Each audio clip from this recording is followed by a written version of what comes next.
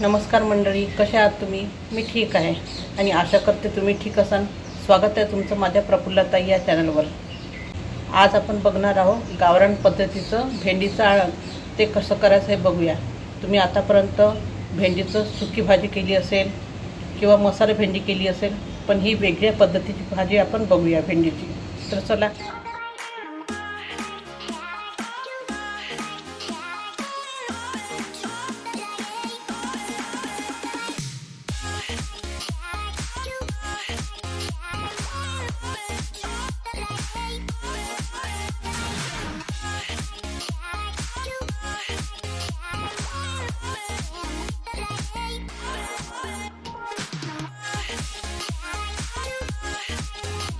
आपल्याला इथे भेंडीचं आळण करायसाठी इथे मी भेंडी घेतलेली आहे. भेंडी छान स्वच्छ धुतलेली आहे आणि ही भेंडी आपल्याला कोळी नाही पाहिजे आहे, कोळी पण नाही पाहिजे आणि खूप जठरी नाही पाहिजे, असे मिडियम पाहिजे आपल्याला. ही जास्त जठर पण नाही आहे, कोळी पण नाही आहे. अशा प्रकारे तुम्हाला भेंडी घ्यायची आहे. आणि इथे मी मिरची लसूण घेतलेला आहे. या मिरची आणि लसूणची छान जाडसर भरट करून घ्यायची आहे. आणि 2 टोमॅटो घेतले आहे, याला स्वच्छ धुवून घेतलेले आहे. हे छान बारीक चिरून घ्यायचे आहे. आता आपण भेंड्या चिरून घेणार आहे. तर इथे अशा भेंड्या कट करून घ्यायच्या आहे आपल्याला. ही बाजू भेंडीची आणि ही बाजू कट करून घ्यायची आहे. आणि याला मधून काप करून काप देऊन द्यायचा आहे. आणि आपल्या भेंडीला भेंडी कीड वगैरे नाही लागली आहे की बघून घ्यायचं आहे. भेंडी आपली एकदम स्वच्छ आहे. अशा तऱ्हेने मी सगळ्या भेंड्या चिरून घेते. इथे बघू शकता आता आपण भेंड्या चिरून घेतलेल्या आहेत आणि टोमॅटो चॉपरमध्ये चॉप करून घेतले आहे. इथे मिरची आणि लसूणची पेस्ट करून घेतलेली आहे. इथे आता आपण फोडणीची तयारी करायची आहे. इथे मी वाट्यामध्ये तेल घालून घेतलेलं आहे. हे तेल गरम झालेलं आहे. यामध्ये आपण मोहरी टाकायची आहे. आपली मोहरी तडतडली की त्यानंतर यामध्ये जिरं टाकायचं आहे. आणि आपली हे जिरं मोहरी तडतडल्यानंतर याच्यामध्ये मिरची आणि लसूणची पेस्ट टाकायची आहे.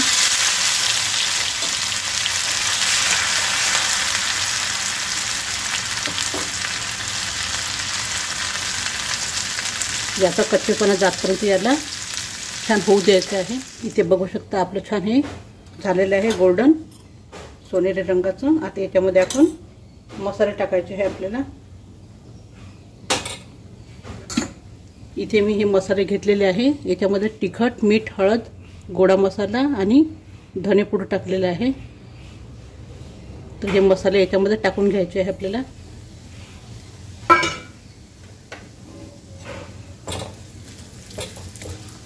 आणि हलकंसं परतून घ्यायचं आहे.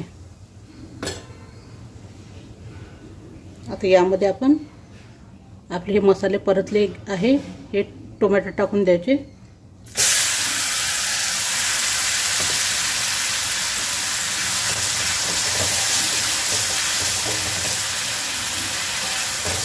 आणि याचा कच्चेपणा दूर होतपर्यंत यालाही छान परतून घ्यायचं आहे.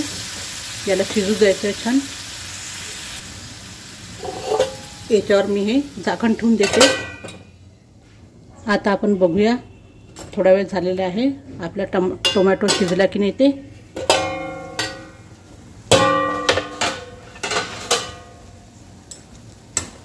आपला टोमॅटो छान मऊ झालेला आहे, बघू शकता तुम्ही. आता यामध्ये आपण थोडंसं आपल्या रसाला घट्टपणा येण्यासाठी बेसन घेतलं आहे मी 1 चम्मच छोटा. हे घालून घ्यायचं आहे. याला मिक्स करून घ्यायचं आहे. 2 मिनटं याचा कच्चेपणा जातपर्यंत बेसनचा 2-3 मिनटं परतून घ्यायचं आहे.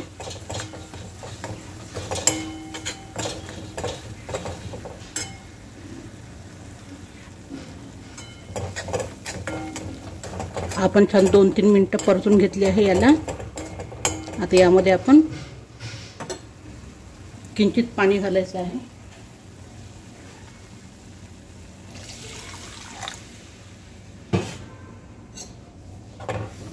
हे मसाले पूर्ण मिक्स करून घ्यायचे आहे.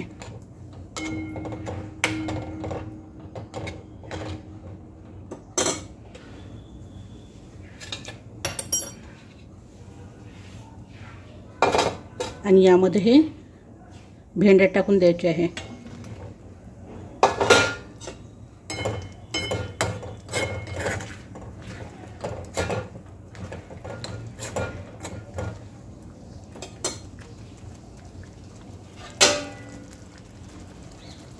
आता याला आपण भेंड्या शिजतपर्यंत झाकण ठेवून शिजू द्यायचे आहे 5-7 मिनिटं.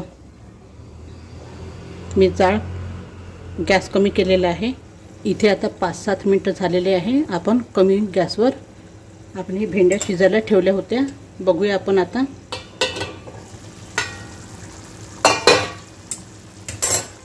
बघू शकता आपल्या भेंड्या छान शिजलेल्या आहेत. भेंड्या शिजायला जास्त वेळ लागत नाही. बघू शकता का छानपैकी शिजलेले आहे. आता याच्यामध्ये आपण परत आता पाणी घालून घ्यायचं आहे, कारण की आपल्याला हे आळण करायचं आहे, त्याच्यामुळे याचा रसा पातळ असतो.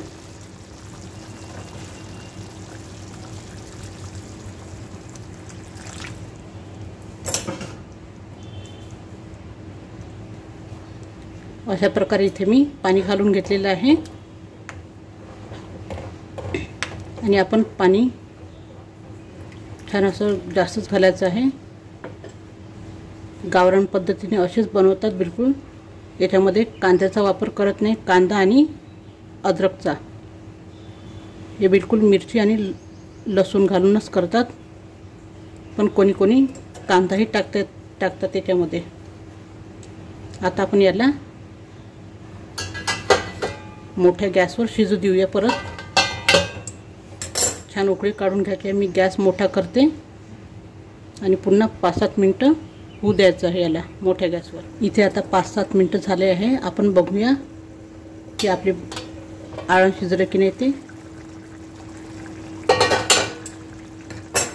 बघू शकता आपलं आळण पूर्णपैकी शिजलेलं आहे. इथे छान तवंग पण आलेलं आहे. बघू शकता छान तर्री आलेली आहे अशी. आता यामध्ये आपण कोथिंबीर टाकून द्यायची आहे आणि हलवून घ्यायचं एकदा. आपण भरपूर असं पाणी घातलं होतं याच्यामध्ये. पूर्ण पाणी कमी झालेलं आहे आणि आपला रसाही छान घट्ट झालेला आहे. कोणी कोणी या बेसन पीठच्या जागी तांदळाचं पीठ पण टाकतात. आता आपण गॅस बंद करून देऊया. मी गॅस बंद केलेली आहे. अशा पद्धतीने तयार झालेलं आहे आपलं गावरान पद्धतीचं भेंडीचं आळण. एकदा तुम्ही नक्की ट्राय करा. हे आळण तुम्ही पोळी, भाकरी, भात कशासोबतही खाऊ शकता. खायला खूप टेस्टी वाटते. एकदा नक्की ट्राय करा. आणि तुम्हाला जर माझा हा व्हिडिओ आवडला असेल तर तुम्ही माझ्या व्हिडिओला लाईक करा, शेअर करा आणि सबस्क्राईब करा. धन्यवाद.